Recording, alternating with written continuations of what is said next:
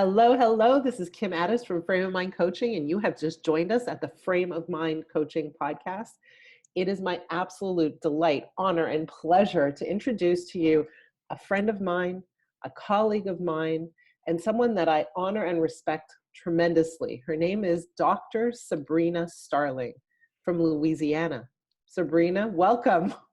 Thank you, Kim. I am honored to be here with you. You and I, as we were coming on to the podcast, we were talking about it's been many years since we have really had a full conversation. And so we're going to have a catch-up conversation here. And I am so eager to dive in. And I am a huge fan of what Journal Engine is about and frame of mind coaching with respect to mindset. And I see it over and over everywhere. It is all about mindset.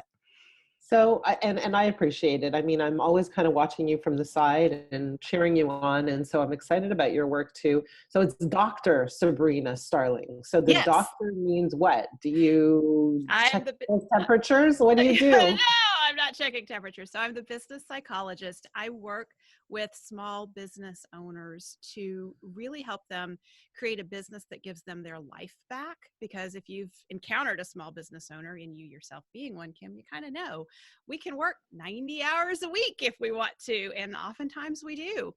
And I really believe in work-life balance and having this business that supports our life. And so I'm a psychologist by training, and I was in the mental health field for quite some time. I got totally burnt out on working with people with severe personality disorders and dual diagnoses, all that stuff. And I'm somebody who really enjoys seeing big steps forward. And I really felt like in the mental health world, I was dealing with very small steps forward and then lots of steps back. And it just didn't work well for me and who I am. I was very drained by it. So I looked at how can I repurpose my skill set. And I hung out my shingle as a coach. That was about 13 or 14 years ago now. And I started as a life coach, and most of the people seeking me out were small business owners. And they were talking to me about their struggles to really be with their families and enjoy life. And I thought, boy, these guys have a work-life balance problem. I just need to help them with work-life balance. But what I realized is as I got in there, it wasn't a work-life balance problem. They were struggling to get the team around them, the support that they need so that they didn't have to be doing everything themselves in the business. That led to, oh my gosh, how do we hire people? How do we find good people? And when I started digging into this, I could not believe there was nothing out there in this world written for specifically to small business owners on how to attract great team members to your team and hire them and grow your business around great team members. There is plenty out there for those in the corporate world around hiring, but nothing specific for what it's like to be that small business owner who has to do everything in the business and then has to figure out how to hire. And so that's how I came to write the books that I've been writing, the How to Hire the Best series, and the latest one, the How to Hire the Best Contractor edition, to help business owners hire great teams so they can have their lives back. Okay, so let's stop for a minute because I definitely want to talk about hiring the best and how you find the right people and how do you know who you're looking for in the first place. I want to do that. But before we do that, I really want to talk about work-life balance because it's an area that's a little controversial for me, especially because I've always said, like, is balance really what we're after? And my kind of point of view is we're not so much after balance, perfect balance. We're kind of more after engagement, involvement, a sense of peace wherever we are, but feeling that passion and involvement with whatever it is we're doing, whether we're hanging out with our kids, we're totally focused on our kids, whether we're in a business meeting or on this podcast, my whole entire attention is right here with you and there's nothing else taking me away. So when you say the word balance, is that like, what are you talking about? Let's talk about that. I don't even like to talk about work-life balance because it's such a loaded term, but I'll give you a story from my own life. This happened at my kitchen table 2 nights ago. Okay. So My we were getting ready to sit down for supper, and my daughter says to me, "Mom, you have been on the go the last couple of weeks, constant. You are not walking your talk. You tell all these small business owners about, having a business that gives you your life back, but you have been just constantly on the go here. And, here it is, it's past 7 and we're eating supper." Which, sometimes we don't eat supper till 9. So I thought that was a win that it was just around Uh-huh. 7 o'clock that we were eating supper. And at first I had all this mom guilt wash over me, like, oh, I'm a terrible mom. And she's right. I'm not walking my talk. But then I realized, okay, so first off, I typically work when the kids are in school. So my typical work week is about 25 to 30 hours a week. She's seeing me work 50 hours a week, and she thinks I'm working my finger to the bone. And so that's one perspective. But the other thing is that I'm doing something right now that I am incredibly passionate about. I am in the middle of a book launch for how to hire the best. And this is, make hay when the sun shines. People want to hear about this. I'm getting the message out to help small business owners all over the world put an end to their hiring challenge. How to Hire the Best became an international bestseller on Amazon a couple of weeks ago. Totally, Unbelievable. it's unbelievable. It totally blew me away. And so I'm seizing all those opportunities. So that was an opportunity that I had to talk to her about. Yes, this week, 50 hours. Yes, we're eating supper after 7. It's not so great. In 4 weeks or 3, 4 weeks from now, I'm going to be on a 4-week vacation. You will have more of me than you want. So, and so that's what I really think about balance is it's important to me to pursue my passion and what I'm excited about. It's important to me to show that to my girls. And it's also important for me to recognize it's not sustainable for me to go at that pace for months and months and months. This Right. is an intense 6-week period, and then I'm going to take a break. So I really want to kind of emphasize this. For me, when we work with our coaching clients, we're not seeking constant balance. We're not seeking that place where everything's always still. What we're really doing is we're helping to fortify our clients to build up their emotional resilience so they're able to handle the roller coaster that life brings. And we Yes. want it to bring because it's fun, it's exciting, it's exhilarating on that roller coaster. And so we really want that is to say, okay, so when I'm on this roller coaster, I'm not puking my guts out. I'm having a good time. And that's really what I'm looking for when we talk about this whole idea of work-life balance is, yeah, sometimes things get fast and speed up and you are putting in crazy hours and you are working long and sometimes you're not. Yeah. And the idea is to ride all of it and enjoy all of it. And when you're not working, to be okay with not working. And when you are working, to be okay with working and putting in all your effort and all your time and all you have. And so that's really more of what I like to think about when we look at that whole concept of work life balance. So now let's shift a little bit. You talk about working with small business owners. I know a lot of them. What is it, for starters, that makes them uncomfortable with hiring, period? Oh my gosh, there's so much. So I think so many of us have been burned by bad hires.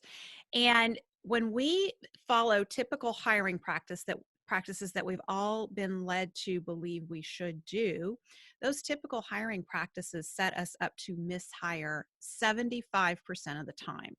Wow. So that means if we're hiring 4 team members over the course of a couple of years, only one of them's likely to work out for us. Wow. The other 3 are not going to work out, and it's painful. And in a small business, when you lose 2 team members in the course of a year, if you have 10 on your team, that's 20% of your team gone.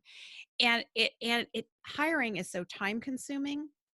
The other thing that I think is hard is they can look really good on paper and they can sound really good in an interview, but then you bring them into your business and a week later you're banging your head against the wall because they are not who they made themselves out to be. And so most small business owners don't have a degree in psychology, so they don't know how to do an interview process that will suss out the real person that we're dealing with and what are they really going to be like once we get them in our business. So is that That what I your think, book addresses? yes.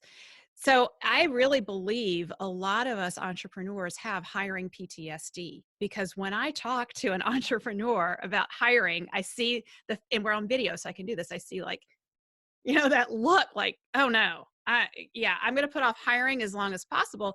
And the other thing about that is when we put off hiring as long as possible, we are shouldering more and more things in our business, and our existing team is shouldering more and more things in our business, so that by the time we finally bring somebody in, we have no time to onboard and train them properly.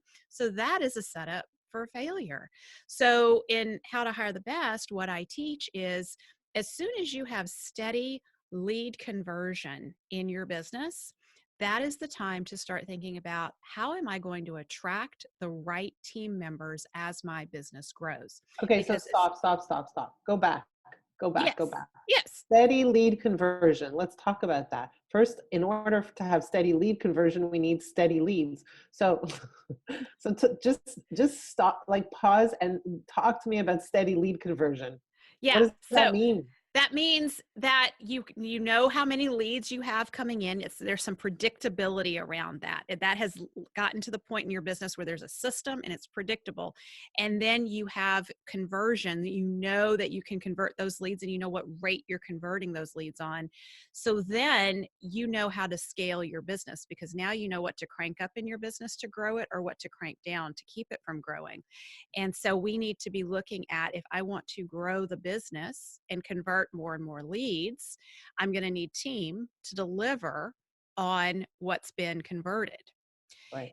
And that's where we need to be putting our A player attraction system in place. So I teach how to put your A player attraction system in place to attract the right team members for your business, so that you really position yourself as that employer of choice for the A players you want in your business. And they are chomping at the bit to come to work for you when you have the opportunity available for them, which is a very different dynamic than working your fingers to the bone, deciding you need to hire, writing up a real quick job ad, posting it on Indeed, Craigslist, putting it out on LinkedIn, wherever you can get it out. And then you're kind of just dealing with whoever shows up, and you're desperate. So, becoming employer of choice, how much does salary play a role in that? A little bit. Really? Not nearly as much as we would think. So psychologically, we know that once someone's basic needs are covered by their salary, that is no longer a motivator. Money loses its motivational pull at that point. And we know that money does not buy happiness.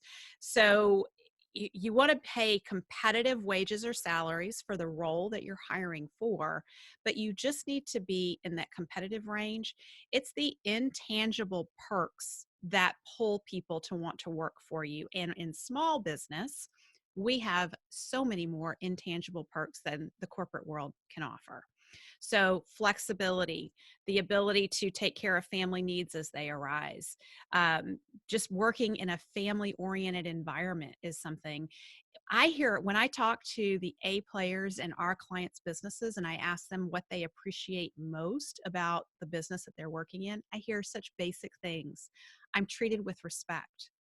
Like, who knew? Like, just being a respectful human being is enough these days to stand out.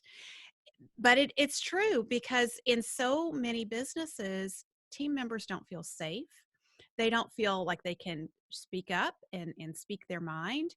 They feel like they just need to hunker down and do their work, and don't cause any waves, because you don't want somebody to chew you out. You don't want to get involved in any political drama in the office, whatever.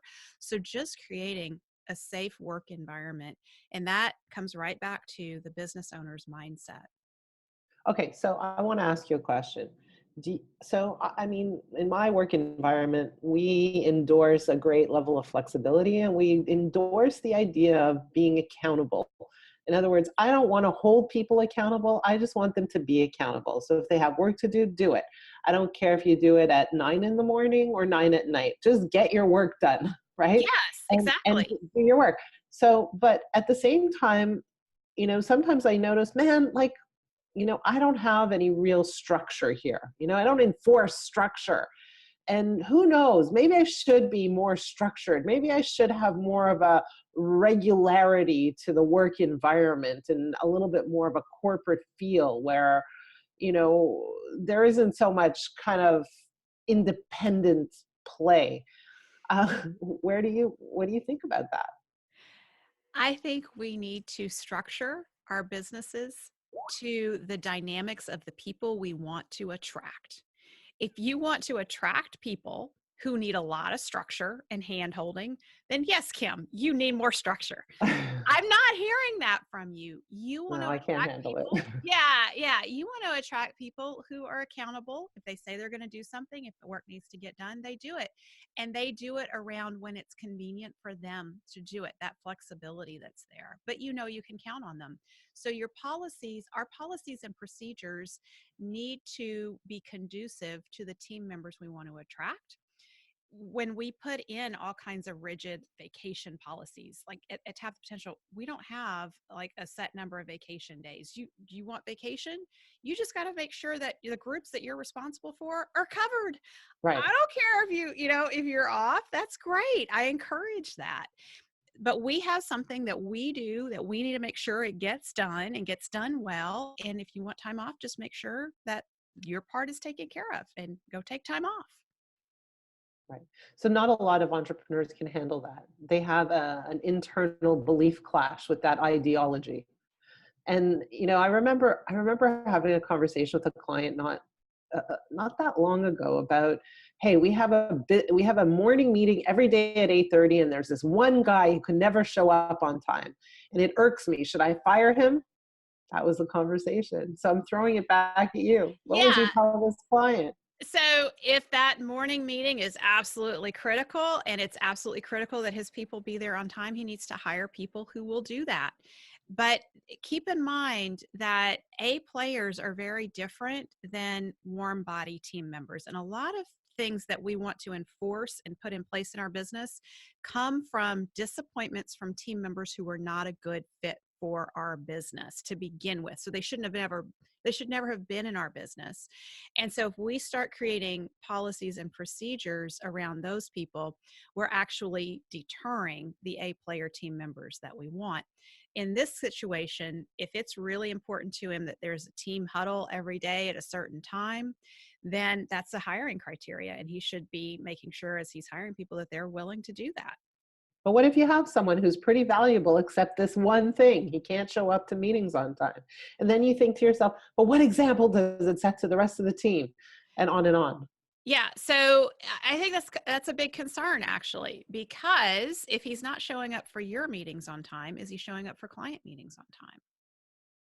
That's where it becomes an issue. So it's really what's underneath that one behavior.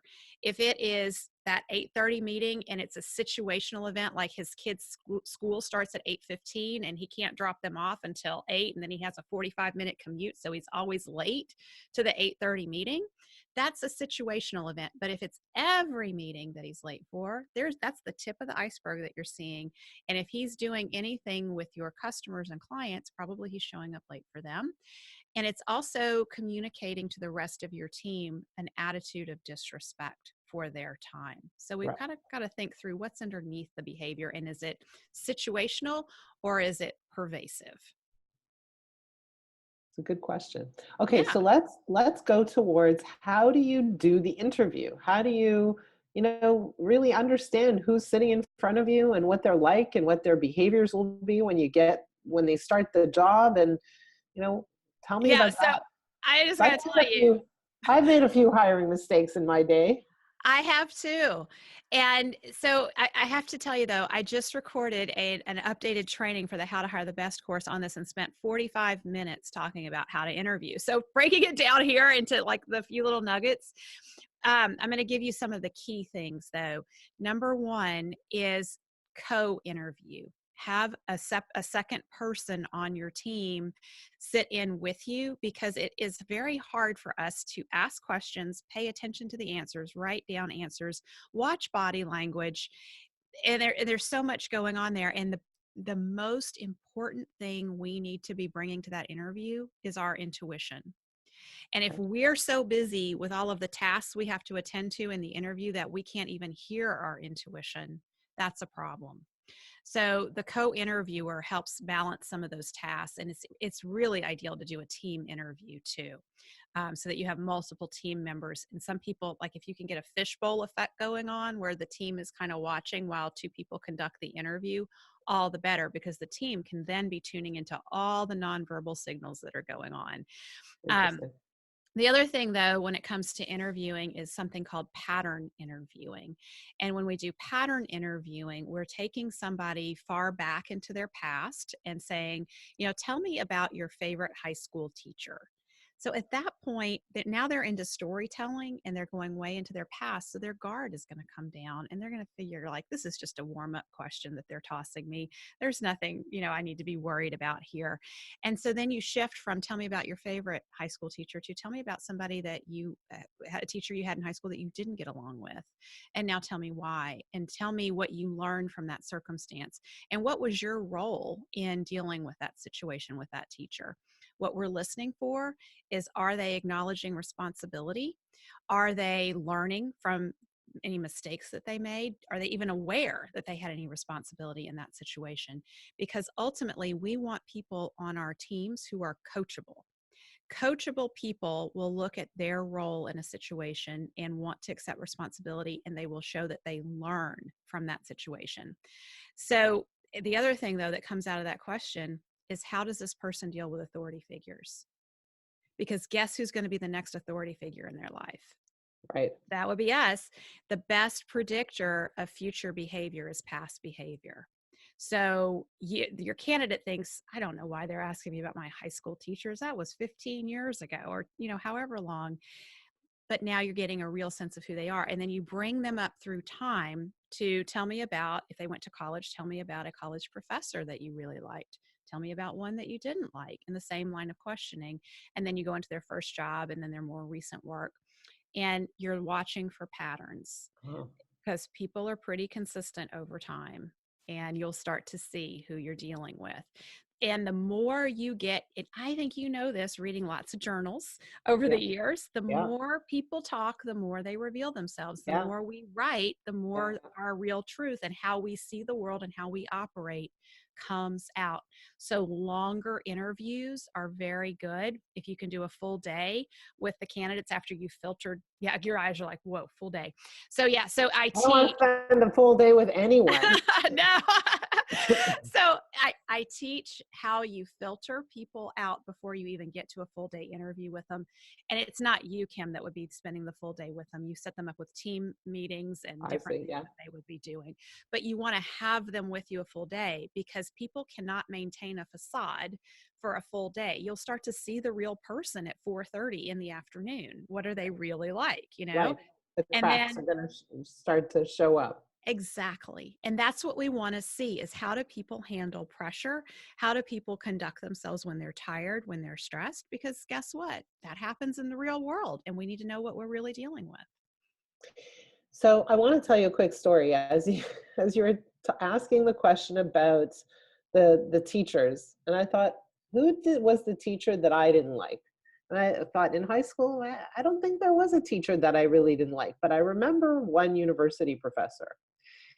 And this was a creative writing class that I took, and the teacher, the professor, asked us to do an assignment, which was um, write a quick essay, an argument, and you can pick a side whether or not people like standing in lines.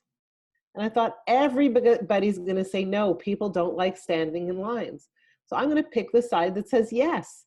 And I'm going to come up with reasons and a really good argument about why people might like standing in lines. Anyways, I wrote this argument, I handed it in, she gave me an F, and she said, please don't go into writing as a career. And I was stunned, because obviously I do a lot of writing now, and I wrote my own book. But Yeah. my decision was to leave the class, to just drop out of that class, because I felt like that teacher is definitely not going to be a good one for me.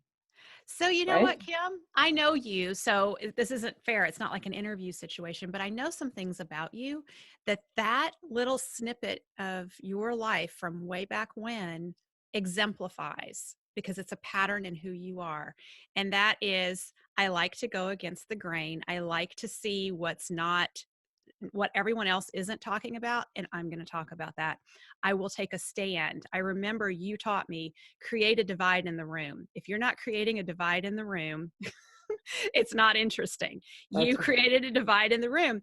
And when you took your stand, it wasn't valued. You felt like there was a conflict there for you to stay, and you left. It wasn't a good fit. right. And that also alludes to the fact that I have a hard time working in corporate settings or for other bosses. And that is why I have my own company. I mean, you're Yes. 100% right. What a great example. Yeah. Yeah. I mean, we reveal ourselves Wow, in these impressive. answers. Yes.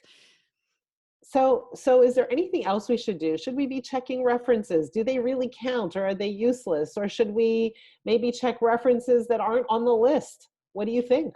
Yes, we should check references that aren't on the list. And what I like to teach is a technique called the threat of a reference check. This comes from Top Grading by Brad Smart. And what you do is, when someone submits an application, at the very beginning of the application, they sign off on a statement that says, I acknowledge that if I advance in the interview process, I will be asked to put the interviewer in contact with people of their choosing. Oh, okay. They're signing off on that, so they acknowledge that. So after you do your full day, 2-day, multi-day interview process, whatever you're doing, and you think you have your candidates that look really solid, you absolutely need to do those reference checks at that point. I get to talk to a lot of business owners on the other side after they're having to let someone go, and we're trying to dissect what went wrong and at what point did you know it wasn't going to be a good fit. Inevitably, we end up back at the interview when they say, everything checked out really good, everything sounded really good, but there was this one thing they said that just didn't sit right, or something, my intuition spoke to me. And then I'll ask, well, did you do your reference checks? Well, no, because they seemed so good. It took too much time. I didn't want to bother with it. Don't skip the reference checks, and don't do the ones they give you. Call the people, ask to be put in contact with the people that can verify all those stories that candidate has told you. So if they told you they produced, a stellar year of sales in their last endeavor with another company, listen for who in that story could verify that. Right. Who could I ask to speak to? Which coworker could verify that? It doesn't have to be a supervisor. Coworkers are great to talk to. And they will, when you talk to them, you want to listen to, when you ask about, hey, Joe told me he did a really great job on sales last year for this company. Was that true? If they hesitate and they say, well, I don't want to throw Joe under the bus, run the other direction, Right. because Joe did something there that was very uncomfortable. You don't even need to know what it was, but something happened, Right. and he's going to bring it into your company too. So Isn't it don't skip funny how we sometimes like just really, really ignore those red flags? Why do we do that? Why it. do we Okay. do that? Psychologically, Kim, it's our sunk cost bias. And sunk cost bias means I've put so much time and energy into this interview process to get somebody to this point. If I don't hire them, then I have to go back to square one and I have to start this whole process over again.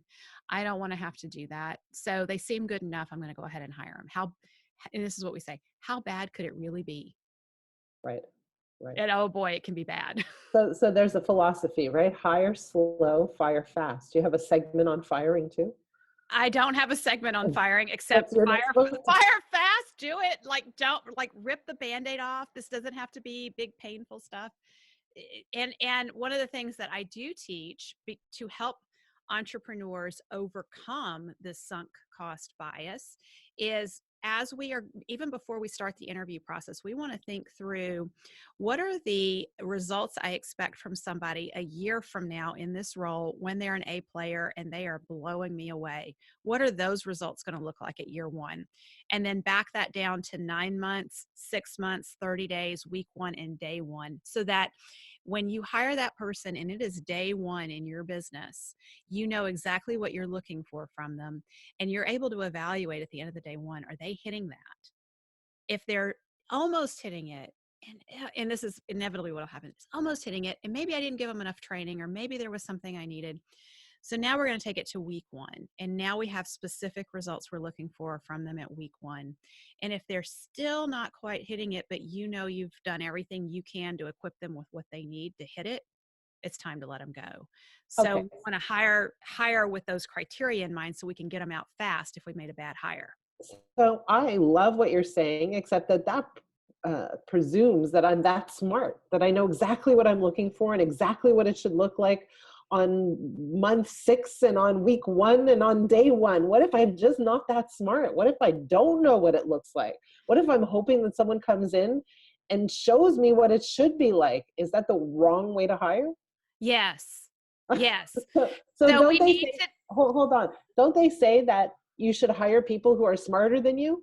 yes, you should. So Okay, so let's be real here, entrepreneurs. This should be yeah, easy for you and I. When I made my first hire, one of my first hires was bringing on a part-time bookkeeper who was going to take over my books. And so I started thinking through, what is it that I need from this person if they can't get a single thing done for me in a given day or a given week, but they get this one thing done? What is that one thing that I need from them that will show me they're succeeding in this role and that has a positive impact on my business?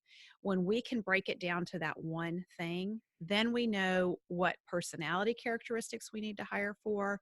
We're able to think through the results that we're going to expect from them at the end of day 1. So it's really taking that time before we even start the hiring process to think through, what is that one thing? I needed accurate bookkeeping. Accuracy was the one thing. And so I knew in that process of day 1, week 1, whatever, if there was a lot of inaccuracy happening when I was going in and checking what they were doing, it wasn't going to work. right, right. So you knew what you were looking for. So Hmm. that's a good rule of thumb, is really know what you're looking for. Know what is critical on your list of things.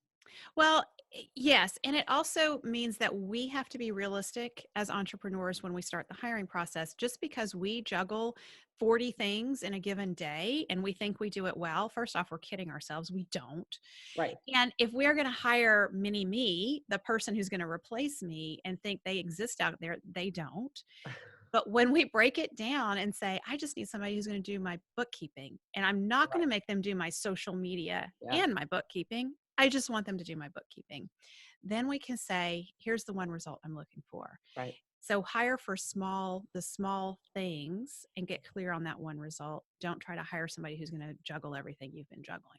Okay, let's talk about one more thing. Onboarding. Is there a secret to Oh onboarding? Is my there something we're gosh. supposed to be doing when someone comes in? Do we need to put like a big welcome sign on their desk? Is that important? Or what is important in the onboarding process? Making someone feel welcome, safe, and accepted. That is the most important thing to create in your onboarding process. And we all do the exact opposite of that. We send them a whole bunch of documents to sign and a whole bunch of things to read. And that immediately does not feel welcoming. That feels like drudgery.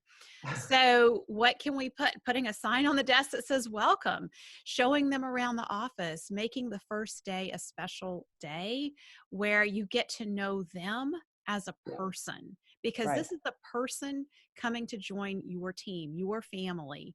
And if we strip that away and we talk to them all about our mission and what our goals are, and we're so glad to have them here supporting our goals, we are not building a mutually supportive relationship.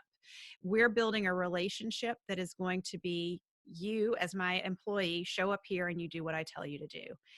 And that's not what we entrepreneurs want. We want people who show up and get excited about our mission, that who want to contribute, who want to bring their strengths to bear to help create the mission and make it happen. And we in turn need to be invested in who they are too as a person and what their hopes and dreams and goals are. What are So are their you saying that strengths? they shouldn't actually do any work on day one? Oh, they could do work on day 1. Most people want to do work on day 1. They they want to feel valuable. So giving them, definitely getting them going with work, but really reframing what we're thinking about in the onboarding process as I need to train them really quick and get them up to speed, that's down the road. The training really quick and getting them up to speed will go much faster, much better, and much smoother if we take the time to connect with them as a human being first. Okay.